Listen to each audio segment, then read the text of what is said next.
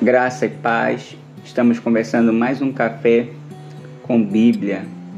E eu pergunto para você já leu a Bíblia hoje? Vamos ler juntos? Mas antes, se você não é inscrito, te inscreva, coloque o seu comentário, compartilhe. Depois da palavra a gente vai estar fazendo uma oração e você pode colocar seu pedido de oração. Hoje vamos estar lendo lá em Judas, lá no finzinho, já chegando em Apocalipse. Pegue a sua Bíblia, vamos ler a palavra de Deus. Judas capítulo 1 diz assim: Judas, servo de Jesus Cristo, irmão de Tiago, aos chamados santos em Deus Pai, guardados em Jesus Cristo, a misericórdia, a paz e o amor vos sejam multiplicados. Esse primeiro versículo aqui é uma saudação. A carta de Judas foi escrita mais ou menos em 70, 60, antes da destruição do templo de Jerusalém. Esse Judas aqui, ele é nada mais nada menos que o irmão de Jesus, mas humildemente ele não coloca como irmão de Jesus, ele coloca como servo de Jesus.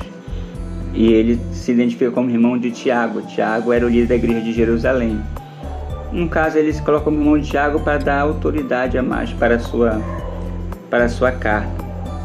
No versículo 2 diz assim: Amados, pela grande solicitude que tinha de vos escrever acerca de nossa comum salvação, tive por necessidade escrever-vos e exortar-vos a batalhar ardentemente pela fé, que uma vez por todas foi transmitida aos santos.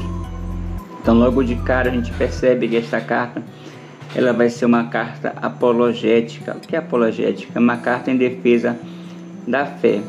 A nossa fé ela tem um conteúdo doutrinário que muitas vezes falsos profetas, falsos doutores acabam deturpando as verdades do Evangelho. E nessa hora é necessário que se levante homens de Deus, que se coloque à disposição da verdade para não deixar que outras pessoas elas caiam no erro. Por isso que Judas fala nessa questão de batalha pela fé.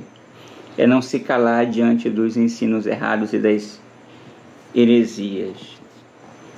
Pois por certos homens que se introduzem com dissimulação, os quais desde antes foram destinados a esta condenação, homens ímpios que convertem em libertinagem a graça de nosso Deus e negam a Deus, único soberano, do Senhor Jesus Cristo.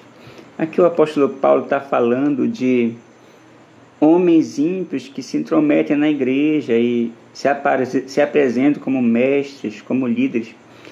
Provavelmente aqui ele está falando acerca do gnosticismo, que dizia que o corpo era mau, então deduziu que não importava o que se fazia com o corpo, era uma graça meio que barata.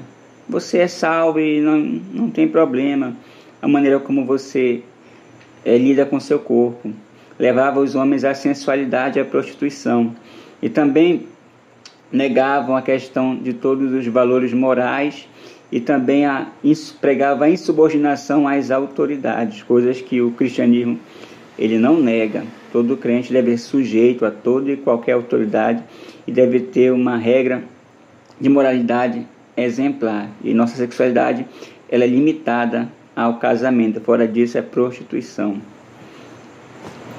Mas até hoje existe essa graça barata. Mas quero lembrar-vos com quem já uma vez isto, que havendo o Senhor salvo um povo tirado da terra do Egito, depois destruiu aqueles que não creram. Aqui Tiago ele faz uma alusão ao Êxodo, quando muitos israelitas saíram do Egito. Porém, aqueles que passaram pelo deserto, nem todos tinham uma fé sincera e muitos pereceram. Então, Judas ele compara esses falsos, esses hereges, esses falsos mestres, como homens que, apesar de ter entrado para a fé não eram sinceros em sua crença, levavam as pessoas ao erro e à perturbação da fé. E há anjos que não guardaram sua dignidade, mas abandonaram a própria moradia. Eles têm guardado sob a escuridão, em prisões eternas para o juízo do grande dia. Aqui também Judas vai trazer a lembrança, os anjos. Esses líderes, eles pervertiam a ordem original da criação. E esses anjos aqui provavelmente são aqueles anjos lá de Gênesis que chamavam-se filhos de Deus, que está na carta de Enoque. São anjos que desobedeceram os princípios e as regras que Deus havia estabelecido para eles. Mesmo sendo anjos, seres espirituais, Deus não os poupou. E Deus ali lhe deu o justo castigo. Deus criou todas as coisas, inclusive as regras de moralidade, de conduta. E se Deus punir os anjos, olhe lá os homens se começarem a querer se subordinar às ordens originais de Deus. Como Sodoma e Gomorra, as cidades vizinhas, que havendo prostituído com aqueles seguindo após outra carne, foram postas como exemplo, sofrendo o castigo do fogo eterno. Aqui o Judas vai trazer algumas lembranças, traz dos anjos que Deus julgou e castigou, e também de uma cidade, Sodoma e Gomorra, que se entregaram à imoralidade sexual, coisas que esses mestres estavam incentivando e defendendo. E Deus não poupou, Deus entrou com juízo. O Evangelho não é pode tudo. Há limites da graça. A graça não pode virar libertinagem. Não é porque Deus me ama, Deus me perdoa, que eu simplesmente posso fazer o que eu quiser e achar que Deus não trará juízo a essa conduta. Claro que Ele vai trazer, porque nem os anjos Ele poupou. Contudo, da mesma maneira, também estes sonhadores contaminam a carne, rejeitando a autoridade e difamando as potestades superiores. Aqui sonhadores é alucinações, visões, baseada em misticismo e carnalidades. E essas autoridades aqui provavelmente seriam autoridades apostólicas que eles não queriam se sujeitar. Se você observar as cartas apostólicas, elas têm uma carga de moralidade muito grande. E esses falsos mestres estavam se rebelando. Porém, quando o arcanjo Miguel contendia com o diabo, disputava acerca do corpo de Moisés, não se atreveu a proferir juízo de maldição contra ele, mas o Senhor te repreenda. Mais uma vez aqui, Judas vai trazer a lembrança da ascensão de Moisés, lá quando ele morre, que o anjo brigou com Satanás pelo corpo de Moisés. E o anjo, respeitando a autoridade de Lúcifer, ele não desrespeitou e não afrontou, mas colocou na direção de Deus dar o certo, o justo juízo, combatendo exatamente essa conduta dos mestres que incitavam as pessoas contra as autoridades. Mais uma vez digo, o Evangelho é de obediência e submissão. Porém, no 10, estes, no entanto, blasfemam quanto às coisas que não conhecem, naquilo como animais irracionais conhecem por instinto. Nessas se corrompem. Eram pessoas ignorantes e cheias de arrogância, que Judas está condenando a ignorância misturada com arrogância. Homens guiados não pelo Espírito de Deus, mas guiados pelos seus instintos carnais. Ai daqueles, porque entraram pelo caminho de Caim, se atiraram pelo lucro ao erro de Balaão e pereceram na revolta de Corá. Aqui, Judas dá 3 exemplos. Caim, dominado pela inveja. Ele dá que Balaão, dominado pela ganância, ou seja, uma mensagem movida pela vontade do lucro. A gente sabe que Balaão ele se vendeu para Balaque e ensinou erro a Israel, tudo por motivos gananciosos. E Corá, ele se rebelou contra a autoridade de Moisés. Então, Judas percebe que esses líderes, eles tinham no coração inveja dos apóstolos, eles também eram gananciosos e também eram pessoas inclinadas a revolta e rebeliões contra as autoridades. Então, aqui 3 exemplos que não devem ser seguidos: Caim, Balaão e Corá. Estes são manchas em vossas festas de caridade. Banqueteiam-se convosco sem recato, apacentando a si mesmo nuvens sem água, levados pelo vento, árvores do outono sem fruto, 2 vezes mortas e desarraigadas.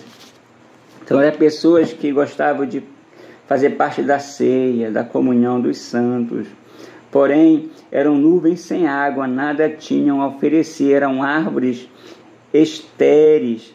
E aqui, quando fala apacentando a si mesmo, está ligado lá a Ezequiel, quando Ezequiel fala dos falsos pastores que queriam apenas explorar o rebanho por ganância e não queriam realmente ensinar o caminho de Deus para aquelas pessoas. Vamos parar por aqui, mas eu espero que eu possa te ajudar nessa compreensão da Bíblia e continue a ler mais, que Deus ele vai falar mais com você nesse capítulo. Amanhã eu vou estar me aprofundando mais no que faltou do texto de Judas, porque é uma carta bem curtinha, só um capítulo, então dá para a gente crescer dentro dela. Vamos orar ao Senhor. Coloque o seu pedido de oração nesse momento. Vamos estar clamando a Deus, pedir a sua soberana graça e o seu poder. Vamos orar a Deus.